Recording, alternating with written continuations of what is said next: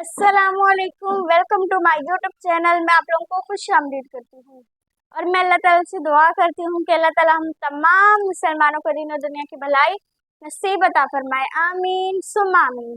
जैसे कि हमने पहली क्लास में पढ़ा था तहज्जी के बारे में, आज हम पढ़ेंगे तख्ती नंबर 2 मुरक्कबात। चलते अपने वर्ड की तरफ।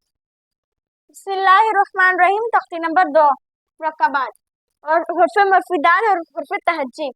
ये हमने इसीलिए लिखा है हुर्फ तहज्जी और हुर्फ मफीदात, क्योंकि कोई भी पीछे वाली चीज होती है हम शुरू से पढ़ते हैं लेकिन वो आगे आने वाली तख्तियों में होती है। जैसे अगर हम कायदे का शुरू से पढ़ते हैं हुर्फ तहज्जी, तो कुरान में भी तो सारी हुर्फ तहज्जी होती है लेकिन वो सारे अल्फाजों को मिला के लिखा हुआ होता है। वो होती तो हुर्फ तहज्जी है, अलिफ वही होती है लेकिन वो सारे अल्फाजों को मिला के लिखा हुआ होता है, इसलिए हम उसको दूसरा कुरान पाक का नाम देते हैं। इसीलिए जब भी हम शुरू से चीज पढ़ते हैं वो सारे मिलती जुलती है।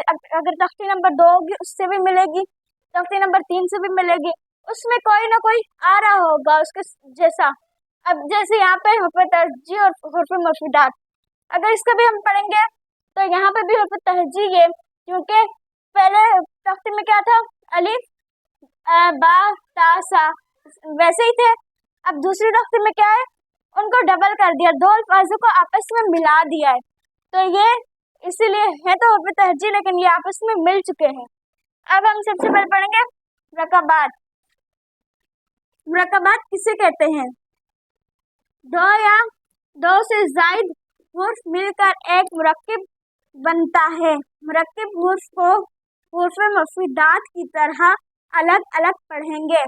ये वही है, दो या दो से जायद हुर्फ मिलकर, जैसे हम तख्ती में पढ़ते हैं, अगर बा अलिफ है, बा अलिफ है, ये वही हुर्फ तहज्जी में हुर्फ तहज्जी में से उठाया हुआ है ना। ये बा था और उसमें शुरू में क्या था, अलिफ, अलिफ और बा था। तो इसी तरह अब हमने इन दोनों हुर्फ को मिला दिया तो ये दोनों हुर्फ मिले हुए बा अलिफ बन गया। तो इसी तरह दो या दो से ज्यादा हुर्फ मिलकर एक मुरक्किब बनता है, मुरक्कबात। बस इस तख्ती नंबर 2 को मुरक्कबात का नाम दे दिया है वही हुर्फ तहज्जी लेकिन दो अल्फाज को आपस में मिला दिया है। उसके बाद मुरक्किब हुर्फ को हुर्फ मफीदात की तरह अलग अलग पढ़ेंगे। जैसे हम हुर्फ तहज्जी को पढ़ते थे अलिफ बा ता सा अलग अलग पढ़ते थे, उसी तरह हम इसको भी अलग अलग पढ़ेंगे।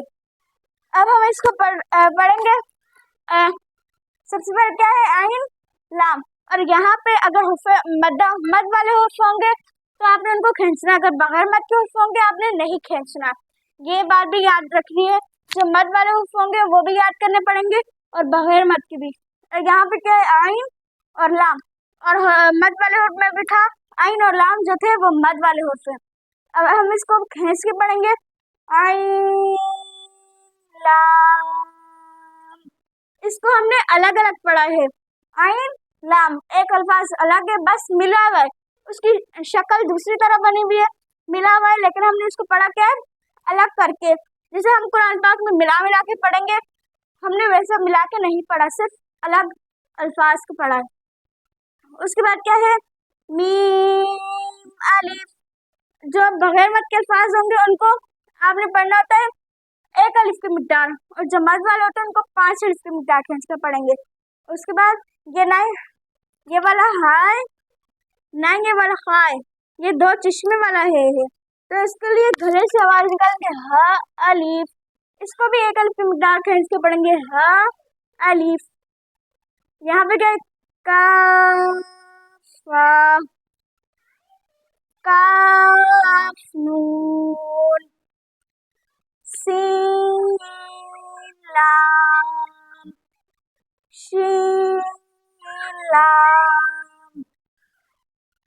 उसके बाद नून, नून भी मद वाला हुर्फ, स्वाद भी, तो इन दोनों को हम खींचेंगे 5 अलिफ की मिकदार, 5 अलिफ की मिकदार नून को, 5 अलिफ की मिकदार स्वाद को, नून स्वाद। और ये फा बगैर मद के हुर्फ है, इसीलिए इसको एक अलिफ की मिकदार खींच के पढ़ेंगे, फा स्वाद कोफ द्वाद। आज की क्लास में इतना ही, मिलते हैं नेक्स्ट क्लास में। अगर आपको ये वीडियो अच्छी लगी तो हमारे वीडियो को सब्सक्राइब करें, लाइक करें और कमेंट करें, और तब तक के लिए अपना ख्याल रखिएगा। अल्लाह हाफ़िज़।